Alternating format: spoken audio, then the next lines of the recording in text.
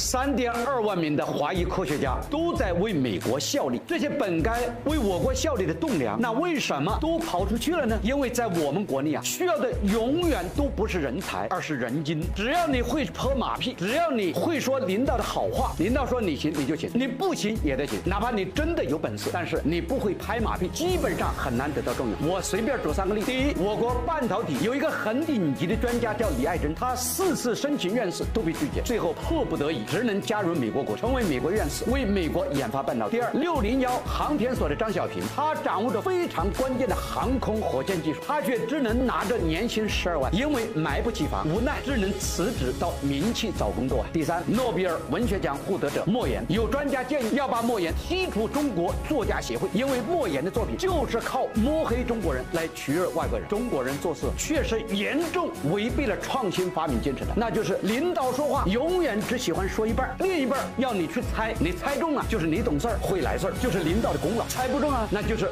领悟能力不够，悟性不好，出了事儿呢自己背锅。各位，如果你是一个人才，你愿意为这样的领导工作吗？